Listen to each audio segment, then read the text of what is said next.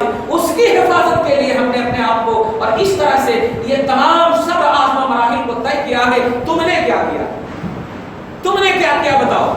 تو آپ ایک دم فخر سے کہہ دینا، کیونکہ دنیا میں جو آپ کریں گے وہی آپ کو جواب ملے، وہی آپ کا جواب ہوگا. تم نے کیا کیا؟ تو کہہ دینا کہ ہاں ہم ایئر کنڈیشن میں بیٹھے تھے، ہم ایئر کنڈیشن میں سوئے تھے، ہم 5 وقت کی نماز جو ہے ایک دن بہت اچھے سے پڑھ لیے تھے تو سب کو بولے تھے کہ آپ 5 وقت کی نماز پڑھ لیے.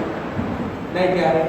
آج امام حسین کی شہادت کا پیغام آپ سے واقعی انڈیا کے مسلمانوں اگر داستاں چاہتے ہو کہ داستانوں میں تمہاری لکھی جائے تو آپ شریعت کے تحفظ کے لیے بیدار ہو جاؤ، ورنہ یہ 2 سال 5 سال کی حکومت جب آپ پر اثر ڈال دے گی تو یاد رکھیے گا کہ تمہاری جو ریگولر کی حکومت ہے، ریگولر کی حکومت مصطفیٰ تم سے چھین جائے گی. پھر تم نام کے بھی نہیں رہو گے ہمیشہ کے لیے، یا تو شاہ رخ جیسی زندگی کاٹو گے یا سلمان جیسی زندگی کاٹو گے. تم فلم ایکٹر بن سکتے ہو، برائیوں کی بنیاد بن سکتے ہو، برائیوں کا اڈا بن سکتے ہو، اسلام کے لیے بیس نہیں بن سکتے. اسلام کے لیے کوئی تمہارا نام لیوا نہیں ہوگا. اگر نام لے گا تو وہی نام لے گا اس طرح سے کہ بڑی اچھی فلم بنا رہا ہے، بڑی اچھی ہیروئن کے ساتھ ڈانس کر رہا ہے. نہیں پیارے، میدان محشر کی ہولناکی سے بچو، قبر کے عذاب سے بچو. شروعات یہیں سے ہو جائے گی. جانتے ہو ملک الموت رسول اکرم صلی اللہ علیہ وسلم کے پاس جب تشریف لانے والے تھے تو اللہ کے رسول کے پاس سب سے پہلے پروردگار عالم نے جبرائیل علیہ السلام کو بھیجا اور کہا جاؤ تم پہلے جاؤ، اگر اجازت مصطفیٰ ملتی ہے تب ملک الموت کو بھیجنا. رسول پاک کے پاس روح کھینچنے کی جب بات آئی تو اللہ کے رسول کے پاس پہلے جبرائیل علیہ السلام آتے ہیں. جبرائیل سے پوچھتے ہیں اے جبرائیل بے وقت کیوں آئے؟ کہا یا رسول اللہ ملک الموت دروازے پر کھڑا ہے، رب نے آپ کے پاس پہلے مجھ کو اجازت کے لیے بھیجا ہے، آپ اجازت دیں تو ہم داخل ہونے کی انہیں اجازت دیں. اللہ کے رسول نے کہا بلاؤ، اگر بات ایسی ہے رب نے بھیجا ہے تو بلاؤ. بلانے کے بعد دیکھتے ہیں ملک الموت کانپ رہے ہیں، جو سب کو کبوا دیتے ہیں، جو سب کو حرکت میں ڈال دیتے ہیں، آج وہ خود کانپ رہے ہیں. روح نکالنے والے ملک الموت جن کا نام سنتے ہی آپ ہم ڈر جاتے ہیں، وہ خود کانپ رہے ہیں. نبی فرماتے ہیں کیوں کانپ رہے ہو؟ جواب ملتا ہے یا رسول اللہ میں سب کے پاس گیا ہوں، سب کے پاس جانے سے پہلے ہی اللہ تعالیٰ نے بایو ڈاٹا دے دیا، کیسے کھینچنا، کہاں کھینچنا، کس طرح کھینچنا. کھینچ لیتا ہوں، چلا آتا ہوں، یہ میری ڈیوٹی ہے. لیکن آپ کے پاس آیا ہوں تو وارن کیا ہے اللہ تعالیٰ نے کہ حبیب کو تکلیف ہوئی تو طواف کر دو. وارن کیا ہے، اس لیے میں حیبت کھا رہا ہوں. کہا حیبت کھانے کی ضرورت نہیں، تم روح کھینچتے ہو، ہاں کھینچ لو، لیکن کھینچنے سے پہلے ایک شرط ہے. سرکار جو بھی شرط ہے منظور ہے، جو بھی شرط ہے منظور ہے. آپ نے جب کہا شرط یہ ہے کہ جب کھینچنا تو کھینچنے کے بعد پھر سیکنڈ مرتبہ بھی ڈالنا، پھر ڈالنا اور جانا نہیں. کہا یا رسول اللہ آپ کا جو حکم ہے سراتوں پر، ہم آئے ہی آپ کی تابع داری کے لیے. تو آپ علیہ الصلوۃ والسلام کی جب روح کھینچی گئی، کھینچنے کے بعد وعدہ کے مطابق پھر ملک الموت نے آپ کی روح کو سیکنڈ راؤنڈ میں جب ڈالا تو ڈالنے کے بعد اب رسول پاک کانپ رہے ہیں. اب رسول پاک کانپ رہے ہیں، نوٹ کیجئے گا. اب جب کانپ رہے ہیں تو ملک الموت پوچھتے ہیں یا رسول اللہ کوئی تکلیف تو نہیں ہوگی، بے ادبی تو نہیں ہوگی، اگر ہو گئی تو یہی کہیں کر دو، اللہ کو نہیں بولنا ورنہ تباہ ہو جائے. توجہ دیجیے آپ، نہیں کوئی تکلیف نہیں ہوگی، کوئی تکلیف نہیں ہوگی، بس ایک بات بتاؤ کیا میری امت کی بھی روح، میرے امتی کی بھی، میرے گناہگار امتی کی بھی روح ایسے ہی کھینچتے ہو؟ کہا نہیں یا رسول اللہ کیسے کھینچتا ہوں بتاؤں. ایک پتلا سا دوپٹہ لایا، ایک پتلا سا دوپٹہ، اور ببول کے کانٹے پر اس دوپٹہ کو پھینک کر کے کھینچنے کی مثال دیا کہ اگر اس دوپٹے کو کھینچا جائے تو اس ببول کے کانٹے سے وہ کیسے آئے گا؟ سلامت نہیں آئے گا، چرچر کرتے ہوئے آئے گا، پھٹتے ہوئے آئے گا. اس سے بھی زیادہ خوفناک انداز میں کھینچتا ہوں. تو آقا علیہ السلام اشکبار ہو کر کہتے ہیں سنو، اب میرے بعد جتنی بھی میری امت گنہگار امت کی روح کھینچنے والے ہو اور جو بھی تکلیف ان کو دینے والے ہو، وہ ساری تکلیف مجھ میں ڈال کر کے اب کھینچو، اب کھینچو. اب بتائیے کتنا بڑا مقام امتحان تھا ملک الموت کے لیے. آواز آتی ہے یہ میرے مصطفیٰ کا گنہگاروں کے لیے احسانی جملہ ہے، خبردار ملک الموت جاؤ مصطفیٰ کو کہہ دو حبیب مکرم ہم آپ کی امت کی روح بھی گلاب کے پھول کی طرح کھینچیں. شرط یہ ہے کہ وہ گنہگار ہو، گستاخ نہ ہو، بے ادب نہ ہو. آپ ذرا محسوس کرو وہ رسول جو آپ کے 1400 برس پہلے اس انداز میں آپ کے مرنے تک کو عظمت عطا کر دی، آپ کی روح کھینچنے تک کو عظمت عطا کر دی ہو. تم حسین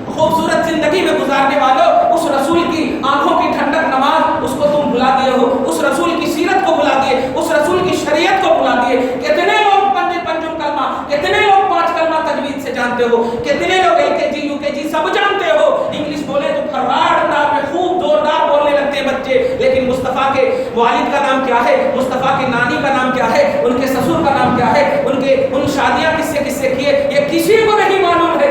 معلوم کیا ہے, اللہ پاک یہی تو پوچھے گا قبر میں کہ تیرا رب کون ہے, تیرا دین کیا ہے, اور تو محمد کے بارے میں کیا کہتا تھا. ارے کہنے کا موقع ہی کہاں ملا. 25 سال 30 سال تک کالج میں اسکول میں گئے, اس کے بعد شادیوں کے ساتھ بیویوں میں رہے, اور اس کے بعد خالی نماز پڑھتے رہے. نبی کے بارے میں معلوم کرنے میں کہاں سے کچھ موقع نہیں ملا. جو یہاں تم سیکھو گے وہی تم وہاں بولو گے. تو ذرا بتاؤ قبر میں جب نبی کے بارے میں پوچھا گیا, جو تم نے سیکھا اور کچھ سیکھا ہی نہیں تو کیا بولو گے. اس لیے شریعت کے تحفظ کی بات آج صرف زبانی مت کرو. یہ یکساں سول کوڈ کی بات کر رہے ہیں, یونیفارم سول کوڈ کی بات کر رہے ہیں. آپ اس طرف دھیان مت دو, اس لیے کہ ایک دم چھوٹی سی بات ہے. آپ ذرا سینے پر ہاتھ رکھ کے بتائیے, آپ کے گھر کے اندر کا AC اگر خراب ہو اور آپ باہر ہو, نوٹ کیجیے, اور آپ خراب کا احساس نہ ہو, تو آپ کیسے معلوم کریں گے کہ میرے گھر میں خرابی ہے, میرے گھر کے AC میں خرابی ہے. نہیں بول سکتے. آپ کو گھر کے اندر داخل ہونا پڑے گا, تب جا کر کے احساس کریں گے کہ کس طرح سے خرابی ہے, کیسا خرابی ہے.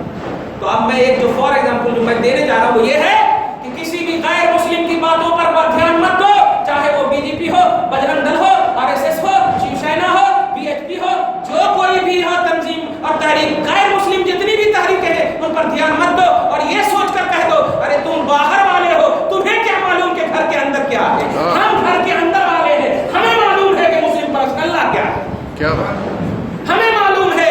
اس لیے طلاق اسلام کے اندر ہے, توجہ دیجیے گا, طلاق اسلام کے اندر کی بات ہے, نکاح اسلام کے اندر کی بات ہے, شریعت اسلام کے اندر کی بات ہے. لہذا اگر تمہیں طلاق کا مسئلہ اور اس کی حقیقت سمجھنا ہو تو اسلام میں داخل ہو جاؤ, ہم سمجھا دیں گے آٹومیٹک. اس لیے کہ رب العالمین نے سورہ طلاق, رب العالمین نے پارہ نمبر 2 میں طلاق کا ذکر, رب العالمین نے پارہ نمبر 22 میں طلاق کا ذکر, اتنے ڈیٹیل کے ساتھ طلاق کا ذکر کرنے کا مقصد کیا ہے. نکاح کا اتنے ڈیٹیل کے ساتھ ذکر نہیں کیا ہے. اس کا مطلب یہ ہوا رب پاسٹ پریزنٹ فیوچر سب کو جانتا ہے نا, وہ عالم الغیب والشہادہ, وہ جانتا تھا ایک زمانہ ایسا آئے گا, BJP حکومت ہوگی, لوگوں کو پریشان اس لیے بھی کیا جائے گا کہ ہمارے مسلمان ہی ان کو ووٹ دیے ہیں نا. لو ظالموں کی مدد کرنے والوں, ظلم کا خاتمہ نہیں, ظلم اپنی آنکھوں سے دیکھو, اپنی آنکھوں سے دیکھو. اس لیے پیارے اللہ جانتا تھا, اس لیے سورہ طلاق رکھ دیا, سورہ طلاق رکھ دیا ہے. اس لیے طلاق کے لفظ سے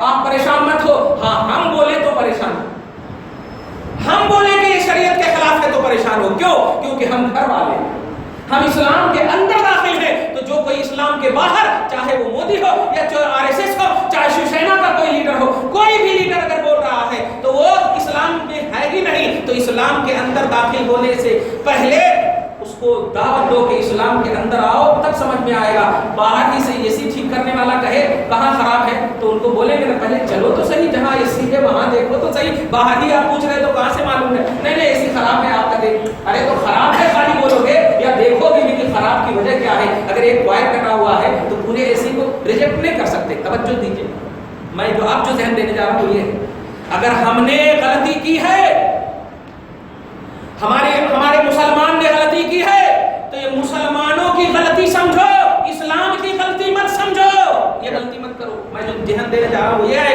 شابانو کیس کو تم لاتے ہو, آرٹ وغیرہ کا کیس لاتے ہو, اور دیگر کیسز لا کر کے مسلمان کے نام کو پیش کر رہے ہو. نہیں, مسلمان غلط ہو سکتے ہیں, مصطفیٰ کی شریعت غلط نہیں ہو سکتا, اسلام غلط نہیں ہو سکتا. اس لیے کہ اس میں حسین کا لہو ہے, اس میں شہادت حسین کی پکار ہے, اور وہ حسین جس کو رب نے چاہا ہے, وہ حسین جس کو مصطفیٰ نے چاہا ہے, رسول پاک کی چاہت ہے, خدا کی چاہت ہے. خدا کی چاہت بن کر کے اگر کربلا میں اٹھے شریعت کی حفاظت کے لیے, وہ غلط ہو ہی نہیں سکتی, وہ غلط ہو ہی نہیں سکتی. اس لیے ضرورت اس بات کی ہے کہ آپ کو محسوس کرنا ہے, آپ کو اس بات کا ثبوت دینا ہے کہ آپ واقعی حسینی ہو, آپ کو اس بات کا احساس دلانا ہے کہ آپ واقعی مسلم ہو, ورنہ آپ کا مسلم پرسن اللہ ایک نام کا مسلم پرسن اللہ ہو جائے گا. اور شریعت کے تحفظ کی ذمہ داری صرف یہ علماء اور قائدین کو نہیں ہے, ہر ایک کو ہے. اس لیے کہ نماز آپ پر بھی فرض ہے, ہم پر بھی فرض ہے, حج آپ پر بھی فرض ہے, ہم پر بھی فرض ہے, صاحب استطاعت ہے تو آپ پر بھی, دیگر چیزیں جتنی بھی ہیں سب آپ کے لیے ہے.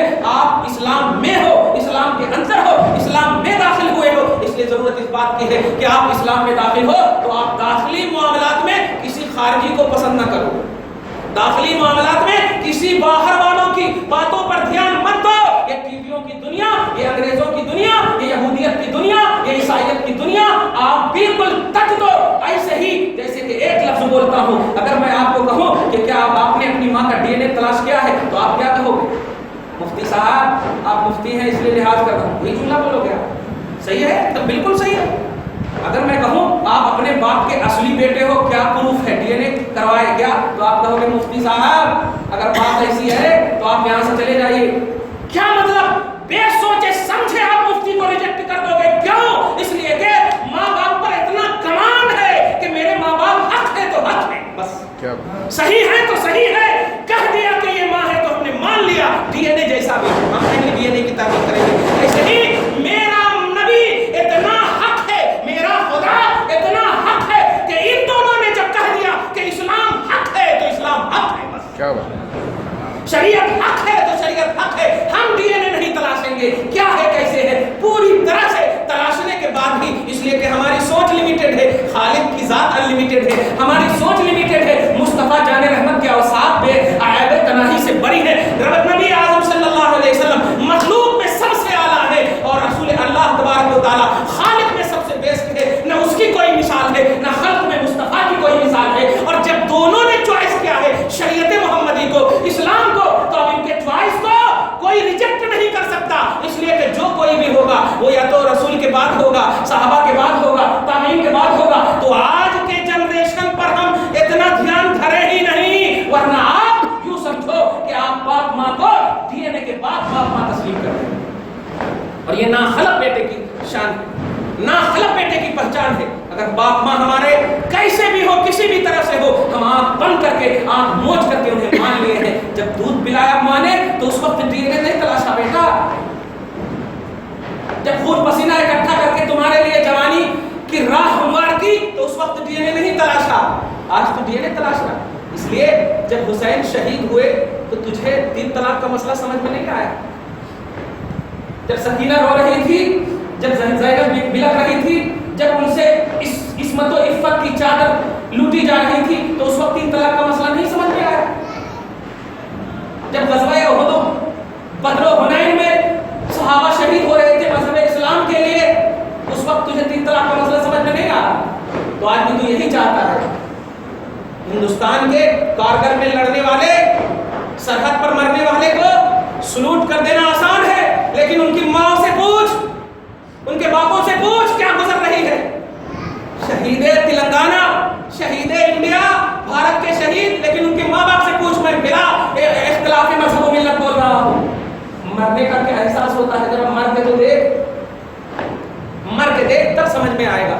تو یہ میرا ریلیجن، یہ میرا مذہب بہت ساری قربانی، اور یہ ایرے غیرے کی قربانی نہیں، روح سے اسلام، اصل اسلام، جس پر جتنا ناز کرے اسلام وہ کم ہے، ان سب کی قربانی کے بعد جا کر اسلام ہمارے پاس آیا۔ یہ ایرے غیرے بے نمازی کی قربانی نہیں ہے، یہ خون سے وضو کرنے والے شہیدوں کی قربانی کے بعد جا کر اسلام آیا۔ اس لیے اگر آپ نے اس مذہب اسلام کی پوترتا کو، اس کی ثقافت و تہذیب کو بھلا دیا، اور بھلانا یہ ہے کہ آپ نماز میں تساہلی کرو، اخلاق کو پھیلانے میں تساہلی کرو، اپنی آل اولاد کو اسلام کی تعلیم سے دور کرو، یہ سب بھلانے کے آپشنز ہیں۔ آج سے عہد کر لو کہ ہمارے گھر میں بچہ پیدا ہو، سب سے پہلے قل هو اللہ کی سورہ ان کو یاد کرایا جائے، عہد کر لو کہ اس کو بتایا جائے کہ اللہ کون ہے، رسول اعظم کون ہے، اور اس کو صرف نام نہیں اللہ کا ڈیفینیشن بتایا جائے کہ اللہ تبارک و تعالیٰ وہ ہے کہ اس کے سوا کسی کی پرے نہ کرنا، اور رسول وہ ہے کہ مخلوق میں ان سے اچھا کسی کو نہ سمجھنا، یہ شروع سے ایسا ذہن دیا جائے۔ ورنہ سلمان فلم ایکٹر تو بن سکتا ہے، سلمان فارسی نہیں بن سکتا۔ اگر اپنی اولاد کو سلمان فارسی، امام اعظم، غوث اعظم، خواجہ اعظم بنانا چاہتے ہو، نہ صحیح کے غلام بنانا چاہتے ہو، تو آپ کو بتانا ہوگا کہ توحید کا اسٹیٹس کیا ہے، آپ کو بتانا ہوگا رسالت کسے کہتے ہیں، رسول بے مثال ہے، خدا بے مثال ہے، شریعت بے مثال ہے، اس میں انٹرفیئر نہیں، ان میں انٹرسٹڈ ہو سکتے، اس میں خوشی کے ساتھ تحقیق کرو، سرچ کرو، ریسرچ کرو، جو کرو، نیگیٹو فکر مت رکھنا، ساری ریسرچ اور سرچ کے بعد ہی تمہیں اسلام ملا، اور سرچ اور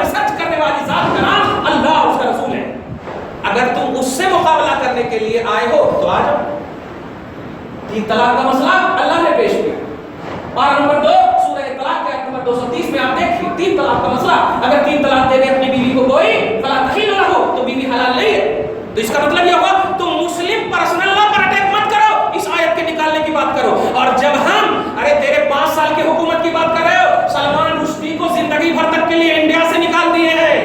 کیا ہوا؟ انڈیا سے نکال دیے ہیں. صرف قرآن کی آیتوں کو شیطانی آیت کہا تھا اس نے. اس لیے آج مسلم پرسنل لا کے آڑ میں بچے ہوئے ہو. در حقیقت قرآن کی آیت کا انکار ہے یہ. اور قرآن کی آیت کا انکار جس دن تیرے منہ سے نکل گیا کہ یہ قرآن کی آیت کا انکار ہے, اس دن سے سب سے پہلے کہیں گے کہ سپریم کورٹ سے بھی اس قرآن کو نکالو. چونکہ سپریم کورٹ میں بھی رکھتے ہو. مسلم مجرم اگر کوئی جاتا تو ان کو ہاتھ پر رکھواتے نا, جو کہوں گا سچ کہوں گا, سچ کے سوا کچھ نہ کہوں گا.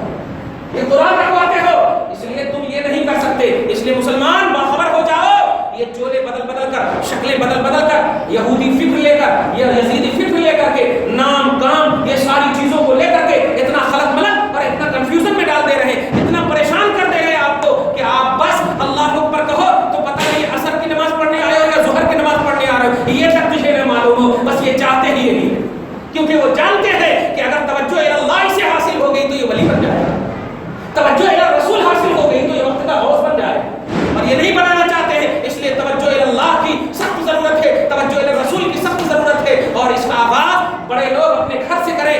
بیٹوں کو بیٹیوں کو گڈ مارننگ گڈ آفٹر نون یہ سب مت سکھاؤ, اس لیے کہ مارننگ تک آپ سلامت رہیں. یہ کون سکھاتا ہے مارننگ کے بعد آپ سلامت نہیں رہیں گے؟ نہیں, ہمارا اسلام کہتا ہے السلام علیکم, چاہے صبح ہو السلام علیکم, شام ہو السلام علیکم. یعنی صبح بھی تم سلامت رہو, شام بھی تم سلامت رہو, ہر وقت تم سلامت رہو. ہمارے مذہب میں سلامتی کے جملے میں جب ڈیوائڈ نہیں ہے, مذہب میں ڈیوائڈ کہاں سے ہوگا؟ مذہب میں تقسیم کا پہلو کہاں سے ہوگا؟ اس لیے سنو, طلاق یہ سولوشن ہے, طلاق یہ حل ہے, طلاق تو زندگی نہ نبھنے والی کا یہ مسئلے کا حل ہے. تم ہمیں مت سکھاؤ. تم 45 سال تک اپنی بیوی کو چھوڑ کر کے آج حکومت کی کرسی پر, وزارت کی کرسی پر بیٹھے ہوئے ہو, اور مسلمان عورتوں کی, مسلمان بچیوں کی تم کو فکر کرنے کی ضرورت ہے. ارے ہم بھوکے رہ کر کے خون بیچ کر اپنی بیٹیوں کی شادی کرتے ہیں الحمدللہ, مانگ کر اپنی اولاد کی شادی کرتے ہیں الحمدللہ. تم سے نہیں مانتے ہیں, مانگتے بھی ہیں تو اسلام والے سے مانگتے ہیں, مسلمان سے ہم مانگتے ہیں. اس لیے ضرورت اس بات کی ہے کہ آپ کو محسوس کرنا ہے اس بات کو کہ آپ کا اسلام کمپلیٹ ہے, آپ کا نبی کمپلیٹ ہے, آپ کا خدا کمپلیٹ ہے. اس لیے آپ کمپلیٹ ہیں. اب آپ کو مسلمان علماء اور مفتیاں اگر بولے تو اس میں آپ تحقیق, سچ اور ریسرچ کی بات کر سکتے ہو, لیکن غیر مسلم بشمول حکومت ہند یا RSS بجرنگ دل یا جو کوئی بھی تنظیمیں اسلام کی مخالف ہیں, چاہے وہ جولے بدل بدل کر کے لائے. ارے دیکھو نا, یہ دیکھو عورت, تمہاری عورت تو بول رہی ہے ہم نہیں مانتے, ہم تسلیمہ نسرین کو مسلمان نہیں مانتے, ہم سلمان و شاہ رخ کو مسلمان نہیں مانتے ہیں, ہم عامر خان کو مسلمان نہیں مانتے ہیں, ہم شاہنواز حسین کو مسلمان نہیں مانتے, عباس نقوی کو مسلمان نہیں مانتے ہیں. اس لیے کہ ہمارا پرسنل لا کہتا ہے کہ کسی بھی مشرک عورت سے نکاح نہیں کر سکتے. اگر نکاح کرو گے تو وہ زنا ہو.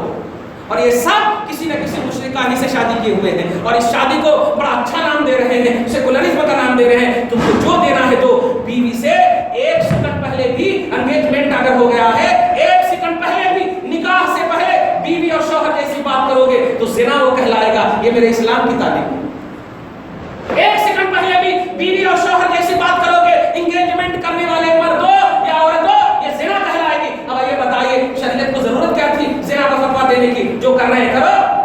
تو نہیں, آزادی اس کا نام نہیں ہے کہ تم جانوروں کی طرح عمل دخل کرو. آزادی اس کا نام ہے کہ عمل وہی کرو, اور اس عمل کو نکاح کے بعد رب عبادت اور ثواب قرار دے, اور وہی عمل نکاح سے پہلے کہو. تو سیریل کی دنیا میں تم کہہ سکتے ہو یہ محبت کی نشانی ہے, لیکن رب کہتا ہے یہ عذاب کی نشانی ہے, یہ عذاب کی نشانی ہے. سیریل کی دنیا میں, فلموں کی دنیا میں نکاح سے پہلے بچے اور بچیاں شادی جیسے عام معاملات کرتے, بچے ہو جاتے ہیں اور کہتے ہیں کہ یہ محبت کی نشانی ہے. نہیں پیارے, یہ محبت کی نشانی نہیں, یہ عذاب کی نشانی ہے. اگر یہ محبت کی نشانی ہے تو بتا زنا کیا ہے؟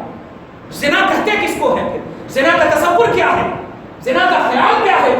زنا کا مذہبی اثر کیا ہے؟ مذہبی ویو کیا ہے؟ مذہبی تاثر کیا ہے؟ اس لیے کہنا پڑے گا کہ ہمارا مذہب ہر زاویے سے ہر ایک کو اس کا اسٹیٹس عطا کرتا ہے, چاہے وہ مرد ہو یا عورت ہو. خصوصاً عورت کے معاملے میں बहुत ही स्ट्रिक्टली मजहब है, बहुत ही उम्दा और बहुत ही सख्त मजहब है। और सख्त ऐसा नहीं कि जुल्म करता है, सख्त ऐसा कि वही करना चाहती हो निकाह कर लो, करो वही, लेकिन अब करने पर तुझे सवाब दूंगा और निकाह से पहले करोगी तो अजाब दूंगा।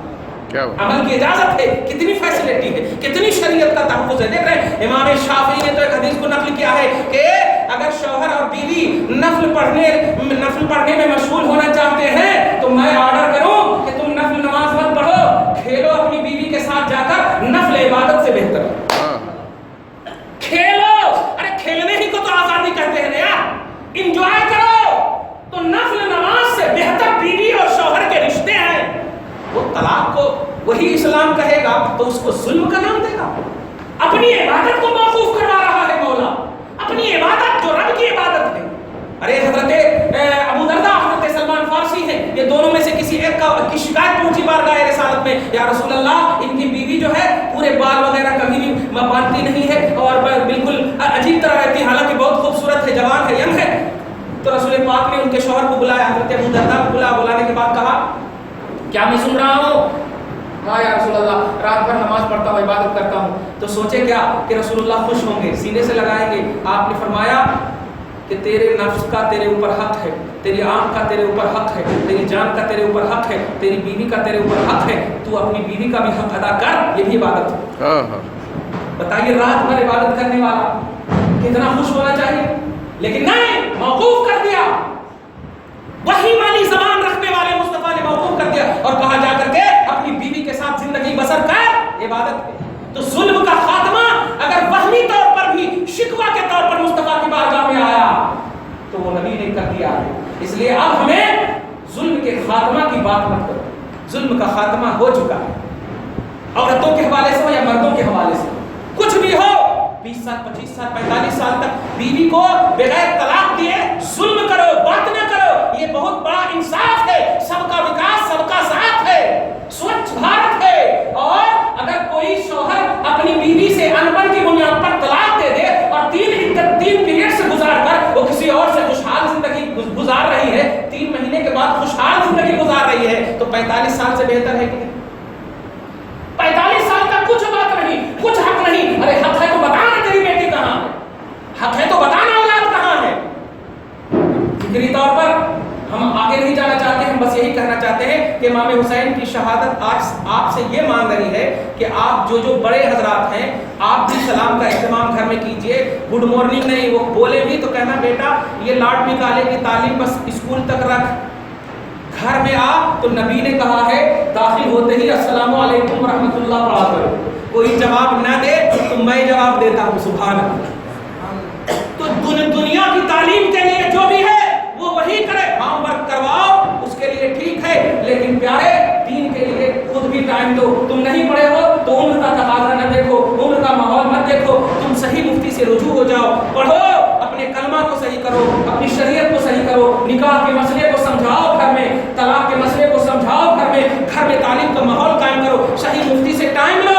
जलसे जुलूस में सिर्फ आप आते हैं, घरों में हमारी औरतों को उनके मसले, उनके शौहर, आज हमारे बच्चे यूट्यूब देखते हैं शादी के दिन से पहले बीवी के साथ क्या ताल्लुकात, कैसे ताल्लुकात कायम करना। काश तू शरीयत के पास आ जाता तो शरीयत ने हर मसले का सलूशन रखा है तेरे लिए, हर मसले का हल बताया है मुस्तफा जाने रहमत ने कैसे करना। यही तो वजह है कि यहूदी आकर सलमान फारसी से तंज़न एक सवाल करता है, यहूदी करता है तेरे नबी कैसे हैं, युअल्लिमुकुम दीनुकुम कुल्ल शै, युअल्लिमुकुम कुल्ल शै हत्ता क़िराअत, ऐ कैफियतुल क़ुऊद फिल ग़ैब, यानी तेरे रसूल ऐसे हैं कि हर चीज़ की तालीम दे देते हैं, यहाँ तक कि लेटरिन करते वक्त कैसे बैठना वो भी बता देते हैं। बताओ तो लेटरिन करते वक्त ये सब अच्छी सोच है क्या? तो हजरत सलमान फारसी कहते हैं अबे जालिम, अगर मुस्तफ़ा बैठने का तरीका नहीं बताते तो पता नहीं, देखना, पता नहीं तू नाक से पेशाब करता या मुंह से पेशाब करता।